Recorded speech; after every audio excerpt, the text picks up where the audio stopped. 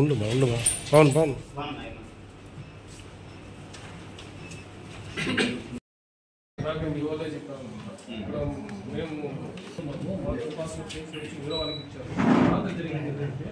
అదే ఇప్పుడు చెప్పిన క్లస్టర్ వ్యాకెన్సీ అనేది ఊర్లో ఉన్నటువంటి వాళ్ళకి ఇచ్చేసారు. అది దగ్గరగా ఉన్న ప్లేస్ ఏమో ఎక్కువ ఉండేవాళ్ళు. అదే మన రమణ అధ్యక్షులు, ఉపాధ్యాయ సంఘాల ఐక్య వేదిక రాష్ట్ర స్టీరింగ్ కమిటీ మెంబర్. మరి గత కొన్ని రోజులుగా మనమంతా కూడా గమనిస్తూ ఉన్నాం. ఉపాధ్యాయులకు సంబంధించి టీచర్ల ట్రాన్స్ఫర్ కోడ్ విషయం కావచ్చు, అలాగే పాఠశాలల క్రమబద్ధీకరణ విషయంలో కావచ్చు, ఉపాధ్యాయుల్లో ఉన్నటువంటి విద్యారంగంలో ఉన్నటువంటి ఇబ్బందులన్నింటినీ కూడా దృష్టిలో ఉంచుకొని కమిషనర్ గారితో జరిగినటువంటి సమావేశాల్లో కావచ్చు, అలాగే విద్యాశాఖ మంత్రితో జరిగినటువంటి సమావేశాల్లో కావచ్చు, విద్యాశాఖ సెక్రటరీ గారితో జరిగినటువంటి సమావేశాల్లో కావచ్చు, అన్ని విషయాలు కూడా వారి దృష్టికి తీసుకువెళ్ళినప్పటికీ, అన్ని సమస్యలను వారి దృష్టికి తీసుకువెళ్ళినప్పటికీ వారు వాటిని పరిగణలోకి తీసుకోకుండా కొన్ని విషయాలను వారు జీవోలో చొప్పించడాన్ని నిరసిస్తూ మే 12వ తారీఖున అన్ని గుర్తింపు పొందినటువంటి ఉపాధ్యాయ సంఘాలన్నీ కూడా కమిషనర్ గారి యొక్క సమావేశాన్ని బహిష్కరించినటువంటి విషయం అందరికీ కూడా విదితమే. మరి దాన్ని దృష్టిలో ఉంచుకొని ఉపాధ్యాయ సంఘాలతో వారి చర్చలు జరపడం జరిగింది. అనేక విషయాలను కూడా వారి పరిగణలోకి తీసుకొని సమస్యలు పరిష్కరిస్తామని కూడా వారు హామీ ఇచ్చిన మేరకు మరి మే 21వ తారీఖున మేము అన్ని జిల్లాల్లో కూడా విద్యాశాఖ కార్యాలయాల ముట్టడి కార్యక్రమాన్ని వాయిదా వేసుకోవడం జరిగింది. అలాగే 23వ తారీఖు కమిషనర్ ముట్టడి కార్యక్రమాన్ని కూడా వాయిదా వేశామని అందరం కూడా ప్రకటించడం జరిగింది. అయితే దానికి అనుగుణంగా క్షేత్రస్థాయిలో ఇప్పుడు జరుగుతున్నటువంటి బదిలీల విషయంలో కావచ్చు, పదోన్నతుల విషయంలో కావచ్చు, అనేక రకమైనటువంటి ఇబ్బందులు ఈరోజు మళ్ళీ పునరావృతం కావడం అనేది అన్ని ఉపాధ్యాయ సంఘాల పక్షాన కూడా మేము నిరసిస్తున్నాము, దీన్ని వ్యతిరేకిస్తున్నాం.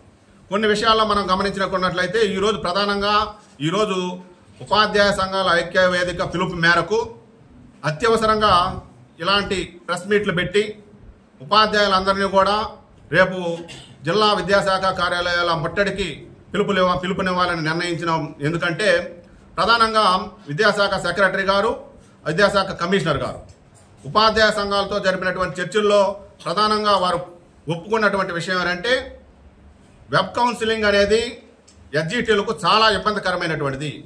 దాదాపు మన జిల్లాలో గమనించినట్లయితే 3000 స్థానాలను వారు వాళ్ళు ఆప్షన్లు పెట్టుకోవాల్సి వస్తుంది. చాలా ఇబ్బందులు ఎదుర్కొంటారు. కాబట్టి వారికి మాన్యువల్గా కౌన్సిలింగ్ నిర్వహించాలని చెప్పి అన్ని ఉపాధ్యాయ సంఘాలు కూడా ఏకపక్షంగా ఏకాభిప్రాయంతో వారి ముందు ఉంచడం జరిగింది. ఆ రోజు ఆ చర్చల్లో వారు ఒప్పుకోవడం కూడా జరిగింది. మరి దానికి ఆ ఒప్పుకున్న మేరకు ఈరోజు ముందుకు వెళ్ళకుండా ఈరోజు ఉదయం ఎస్జిటీలకు వారు వెబ్ ఆప్షన్లు పెట్టుకునే విధంగా వారికి ఆప్షన్లు ఎనోబుల్ చేయడం అనేది అందరూ కూడా దిగ్భ్రాంతి పరిచినటువంటి విషయంగా ఉపాధ్యాయ సంఘాలన్నీ కూడా భావించాయి. ఇచ్చిన మాట ఏంటి, ఇప్పుడు ముందుకు వెళ్తున్నటువంటి పరిస్థితి ఏంటి అనేది అన్ని ఉపాధ్యాయ సంఘాలు కూడా ఆలోచించుకున్న మేట ఉదయం అందరూ కూడా కాన్ఫరెన్స్ కాల్లో మాట్లాడుకున్నాం. అన్ని ఉపాధ్యాయ సంఘాలు కూడా ఏకాభిప్రాయానికి వచ్చి ఖచ్చితంగా దీన్ని వ్యతిరేకించాల్సినటువంటి అవసరం ఉంది. ఎస్జిటి మిత్రులు ప్రతిరోజు కూడా నిద్రలేని రాత్రులు గడపాల్సినటువంటి పరిస్థితి వస్తుంది. ఈరోజు 3000 ఆప్షన్ల పైన పెట్టుకోవాలంటే ఎంత ఇబ్బందికరమైనటువంటి పరిస్థితి ఉంటుందో అందరికి కూడా తెలుసు. ఇప్పుడు మనం గమనించినట్లయితే గతంలో జరిగినటువంటి హెడ్ మాస్టర్ కౌన్సిలింగ్ దాదాపు చిత్తూరు జిల్లాలో 200 మందికి ఒక ప్రమోషన్ కౌన్సిలింగ్ మాన్యువల్గా నిర్వహించడం. అది కొద్ది గంటల సమయంలోనే చాలా చక్కగా నిర్వహించడం అనేది మేమంతా కూడా చూసాం. కాబట్టి ఈరోజు జిల్లా విద్యాశాఖాధికార కార్యాలయాల్లో ఉన్నటువంటి స్టాఫ్తో, అలాగే ఎర్స్ట్వైల్ డిస్ట్రిక్ట్ పరంగా తీసుకుంటే 2-3 విద్యాశాఖ కార్యాలయాలు ఉన్నటువంటి పరిస్థితి కూడా ఉంది. వారందరినీ కూడా స్టాఫ్ని అంతా కూడా ఉపయోగించుకొని మాన్యువల్గా నిర్వహించడానికి వీరికి ఉన్నటువంటి ఇబ్బంది ఏమిటి అని ఈరోజు మేము ప్రశ్నిస్తున్నాం. వెంటనే ప్రభుత్వం, విద్యాశాఖ కావచ్చు, అలాగే విద్యాశాఖ మంత్రి గారు కావచ్చు, విద్యాశాఖ సెక్రటరీ గారు కావచ్చు, విద్యాశాఖ కమిషనర్ కావచ్చు, ఈ నిర్ణయాన్ని వెనక్కి తీసుకుని వెంటనే మాన్యువల్ కౌన్సిలింగ్ నిర్వహించకపోతే రేపు వేలాది మందితో ప్రతి జిల్లా విద్యాశాఖ కార్యాలయం ముందర ముట్టడి కార్యక్రమానికి మేమంతా కూడా ముందుకు వస్తున్నాం అనేటువంటి విషయాన్ని మీ ద్వారా ఈరోజు ఉపాధ్యాయ సమాజానికి తెలియజేస్తున్నాం. ఇవే కాకుండా అనేక విషయాలు ఈరోజు మనం గమనించినట్లయితే ప్రమోషన్ల విషయంలో కావచ్చు, ట్రాన్స్ఫర్ల విషయంలో కావచ్చు, అనేక విషయాల్లో కూడా చాలా టెక్నికల్ సమస్యలు వస్తున్నా కూడా ఈరోజు డిఓలు కావచ్చు, ఆడ ఉండేటటువంటి సిబ్బంది కావచ్చు పట్టించుకోకుండా ముందుకు వెళ్తున్నటువంటి పరిస్థితుల వల్ల ఉపాధ్యాయులు అనేకమైనటువంటి ఇబ్బందులు ఈరోజు ఎదుర్కొంటున్నారనేటటువంటి విషయాన్ని కూడా మీకు తెలియజేస్తున్నాం. కొంతమంది రిక్వెస్ట్ బదిలీలు పెట్టుకుంటే వాళ్ళకి కంపల్సరీ ట్రాన్స్ఫర్ అనేటటువంటి విషయం కావచ్చు. అలాగే గ్రీవెన్సెస్లో వాళ్ళు పెట్టుకున్నటువంటి విషయాలన్నీ కూడా రిజాల్వ్డ్ అని వచ్చినప్పటికీ అవి వారి అప్లికేషన్లో అపియర్ కానటువంటి పరిస్థితి, వారికి పాయింట్లు యాడ్ కానటువంటి పరిస్థితి, అలాగే ఆప్షన్లు పెట్టుకుని ఏదో ఒక ప్లేస్కు సర్దుకునేటటువంటి పరిస్థితి కూడా ఈరోజు మనం అందరం కూడా గమనిస్తున్నాం. అలాగే పదోన్నతుల విషయంలో కూడా కావచ్చు, వాళ్ళు చూపించేటటువంటి ఖాళీలు కావచ్చు, అలాగే ట్రాన్స్ఫర్లో ఇద్దరికి ఒకే ప్లేస్ అలాట్ కావడం కావచ్చు, అనేకమైనటువంటి ఇబ్బందులు వారి దృష్టికి ఉపాధ్యాయ సంఘాలన్నీ కూడా తీసుకువెళ్తూ ఉన్నప్పటికీ వారు కొంత నిర్లక్ష్యంగా వ్యవహరిస్తూ ఈరోజు ఒక సాధారణ ఉపాధ్యాయుడు ఇబ్బంది పడేటటువంటి పరిస్థితి ఉంది అనేటటువంటి విషయాన్ని కూడా మీ ద్వారా తెలియజేస్తున్నాము. అలాగే క్లస్టర్ వ్యాకెన్సీస్ అనేటటువంటి కొన్ని వ్యాకెన్సీస్ని ఈరోజు తీసుకురావడం జరిగింది ప్రభుత్వం. ఇక్కడ గమనించినట్లయితే సీనియర్గా ఉన్నటువంటి ఉపాధ్యాయుడు వారు ముందుగా ఆ క్లస్టర్ వ్యాకెన్సీని పెట్టుకున్నప్పటికీ వారికి అలాట్ కాకుండా చివరిలో మిగిలిపోయినటువంటి అతి తక్కువ పాయింట్లు వచ్చినటువంటి ఉపాధ్యాయుడికి ఆ దగ్గరగా ఉండేటటువంటి క్లస్టర్ వ్యాకెన్సీస్ని అలాట్ చేయడానికి కూడా మేము ఉపాధ్యాయ సంఘాల తరఫున వ్యతిరేకిస్తున్నాం. ఎందుకంటే సీనియర్ ఐక్యవేదిక చిత్తూరు జిల్లా శాఖ నమస్కారాలు తెలియజేస్తూ మా ఐక్యవేదిక సభ్యులైనట్టు బాలాజీ గారు చెప్పినటువంటి అంశాలను ప్రస్తావనతో పాటు మరిన్ని అంశాలను మేము మీ ముందు ప్రస్తావన చేస్తున్నాం. నా పేరు జీవి రమణ, యూటీఎఫ్ రాష్ట్ర కార్యదర్శి. ముఖ్యంగా ఉపాధ్యాయ బదిలీలకు సంబంధించి రాష్ట్ర స్థాయిలో అధికారులు చెప్పేది ఒకటి, క్షేత్రస్థాయిలో జరిగేది ఒకటి. గత 30 వారాలుగా ఉపాధ్యాయ బదిలీలను మేము పారదర్శకంగా నిర్వహిస్తాము, ఎలాంటి ఇబ్బంది లేకుండా సెల్ ఫోన్లోనే మేము నిర్వహిస్తాము, ఎవరూ ఇబ్బంది పడాల్సిన పని లేదని చెప్పేసి మాతో చర్చలు జరిపారు. అయితే క్షేత్రస్థాయిలో ఈరోజు చూస్తే ఇక్కడికి వచ్చేసినటువంటి ఉపాధ్యాయ మిత్రులందరూ కూడా ఆ టెక్నాలజీ వల్లనే ఇబ్బంది పడినటువంటి ఉపాధ్యాయ మిత్రులు. వేదిక మీద సంఘాల నుంచి అన్ని సంఘాల నుంచి బాధ్యులు ఉన్నప్పటికీ బాధితులుగా ఉపాధ్యాయ మిత్రులు అనేది రావడం అనేది మాకు చాలా బాధాకరమైన విషయము. పదుల సంఖ్యలో ఉన్నటువంటి ఉపాధ్యాయుల యొక్క వెబ్ ఆప్షన్స్ వల్ల పారదర్శకంగా లేనప్పుడు వేల సంఖ్యలో ఉపాధ్యాయులను ఏ రకంగా మీరు పారదర్శకంగా నిర్వహిస్తారు? అదొకటి. అదేవిధంగా రాష్ట్ర స్థాయిలో విద్యాశాఖ అధికారులు ఇచ్చినటువంటి నిర్ణయం ఏమిటంటే షెడ్యూల్ ఇచ్చారు.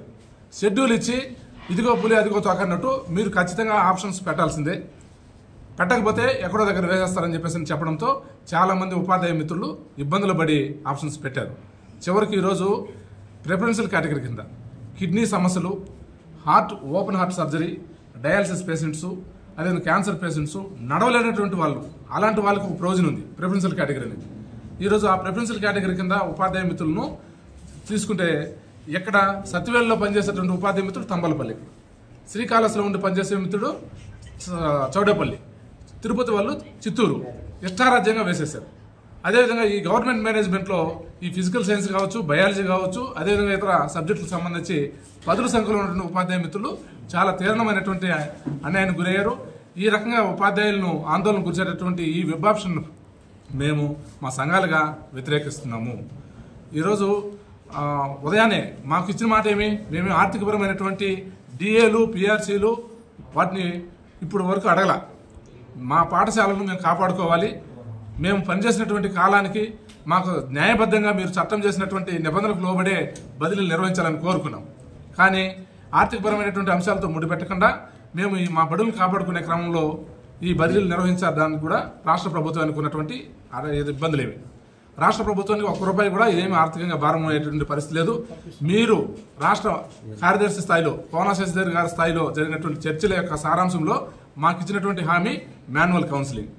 ఈ మాన్యువల్ కౌన్సిలింగ్ నిర్వహించకుండా మీరు బేసజాలిపోతున్నారు. దయచేసి మేము ఒకటే కోరుతున్నాం, మా పాఠశాలను కాపాడుకోవడం మాకు తెలుసు, మా విద్యారంగాన్ని పరిరక్షించుకోవడం మాకు తెలుసు. అయితే మేము ప్రశాంతంగా పనిచేసేటటువంటి వాతావరణం కల్పించాలి.